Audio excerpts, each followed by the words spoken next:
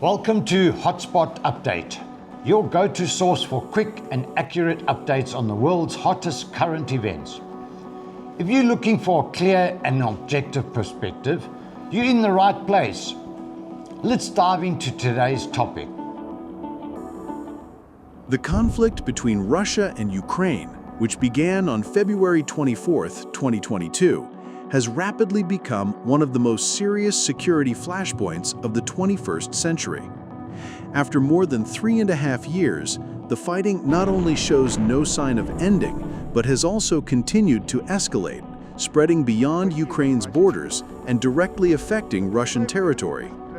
This conflict has not only disrupted the balance of power in Europe and caused severe human and material losses on both sides, but it has also posed profound challenges to the international order, the role of multilateral institutions, and the effectiveness of international law. At the same time, diplomatic efforts to seek a peaceful resolution have remained deadlocked despite initiatives from many countries and international organizations. In this context, analyzing the evolution of the battlefield, the military strategies of both sides, and the prospects for peace negotiations has become essential for accurately assessing the situation and forecasting the next scenarios of this prolonged and complex modern war.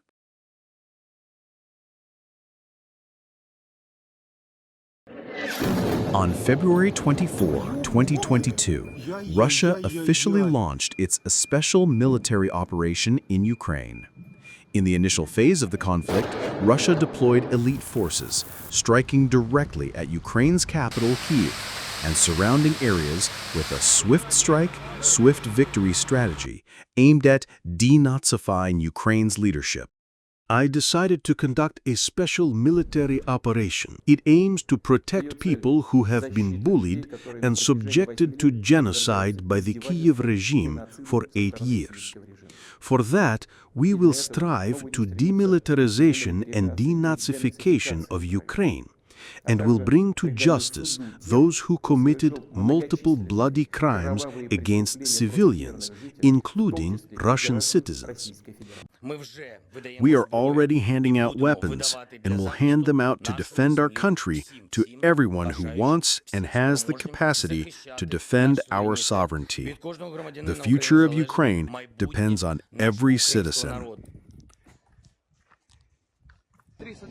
When Russia deployed troops to Ukraine, the initial battlefield was primarily centered around the capital, Kyiv. From September 2022, the conflict zone gradually expanded to southern Ukraine. Russia repositioned its defensive strategy, establishing a buffer zone to protect the Crimea Peninsula. From October 2022 to July 2024, the main battlefield revolved around 4 provinces that Russia annexed through referendums: Lugansk, Donetsk, Kherson, and Zaporizhzhia. On the Ukrainian side, on August 6, 2024, Ukraine unexpectedly opened a new front, attacking Russia's Kursk province and advancing approximately 30 kilometers into Russian territory, controlling a large area to establish a security buffer zone. Since August 2024, the conflict has spread into Russian territory, covering thousands of square kilometers. Thus, while Russia controls the 4 provinces and the Crimea Peninsula, Ukraine has also seized a significant portion of Russia's Kursk province. Both sides are fiercely vying for control. Russia holds an advantage on the battlefield, while Ukraine's controlled area is tending to shrink, though Ukraine remains determined to hold Kursk province at all costs. In the initial phase of the special military operation, Russia deployed a mobile, elite force focused on attacking Ukraine's capital, Kyiv. By July 2022, particularly in Kharkiv and eastern Ukraine, the ratio of Russian infantry to the amount of weapons and military equipment mobilized for the conflict was relatively low.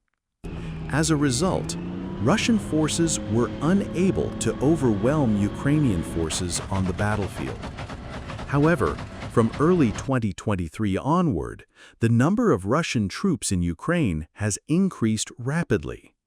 In early 2023, Russia deployed approximately 360,000 troops to Ukraine.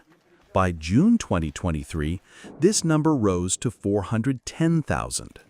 In January 2024, the number of Russian troops on the battlefield further increased to 470,000. And by October 2024, it reached about 560,000. Thus, on average, Russia has sent approximately 50,000 troops to Ukraine every 6 months. With this number, Russia has gained a numerical advantage over Ukraine on the battlefield. The Russia-Ukraine conflict has also seen the emergence of advanced warfare technologies with new combat methods. This includes the development of weapons and military equipment integrated with artificial intelligence, AI, which is significantly impacting the nature of military conflicts worldwide. In the early stages of the conflict, 3 rounds of direct negotiations took place between the two sides. The first round was held in Belarus on February 28, 2022. The second and third rounds were conducted in the border area between Belarus and Ukraine on March 3 and March 7, 2022. All 3 rounds ended without any concrete results. In addition to those rounds of talks, a high-level meeting between the foreign ministers of Russia and Ukraine was held in the city of Antalya, Turkey, on March 10, 2022, with Turkey acting as a mediator. Subsequently, on March 29, 2022, both sides held an important round of negotiations in the city of Istanbul, where Ukraine proposed a provisional peace agreement, including a pledge of neutrality and a commitment not to join the North Atlantic Treaty Organization, NATO, in exchange for security guarantees from several countries. Although there were signs of progress, subsequent negotiations stalled and failed to achieve any meaningful final agreement, causing the peace process to come to a standstill. Since then, the positions and negotiation conditions of both sides have changed and become increasingly complex. To date, numerous diplomatic efforts from various countries and organizations, including China, Brazil, Turkey, and leaders of 7 African nations, have aimed to end the Russia-Ukraine conflict, but all have been unsuccessful.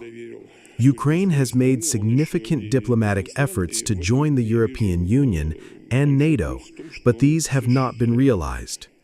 Peace conferences for Ukraine organized by the West have yet to yield concrete results due to Russia's absence.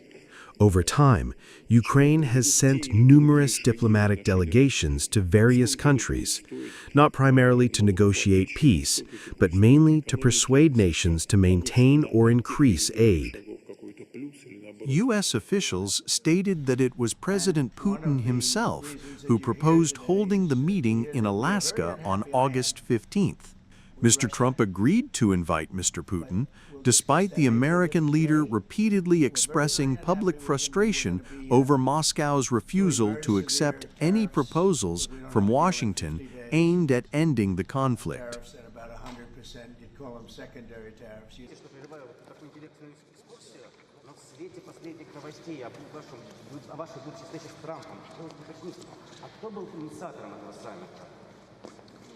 Заинтересованность была проявлена с обеих сторон. Кто там какое слово сказал первым, это уже не имеет значения.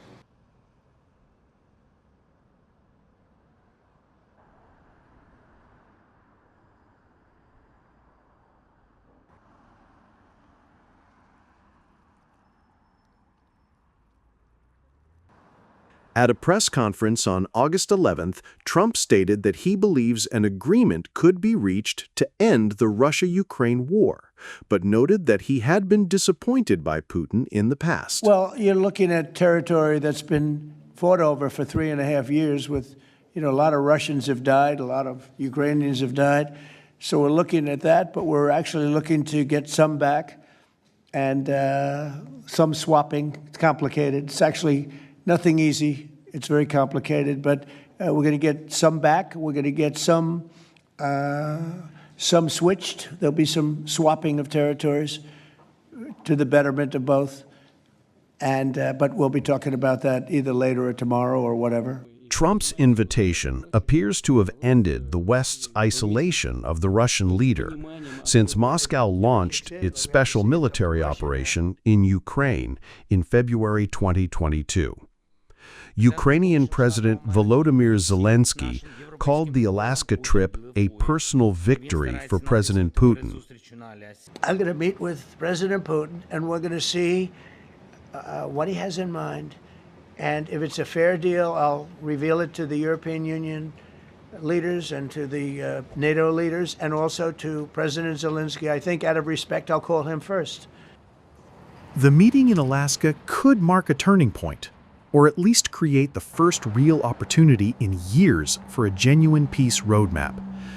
However, many contentious issues remain. The most sensitive issue in the meeting is the possibility that Ukraine may have to concede territory, something mentioned by Trump but strongly opposed by Kyiv. On August 12, Ukrainian President Volodymyr Zelensky warned that he might not recognize the outcome of the upcoming summit between the Russian and U.S. presidents in Alaska. President Zelensky emphasized that while the negotiations between the two leaders may be important for their bilateral relations, they could not resolve anything related to Ukraine without Kyiv's participation.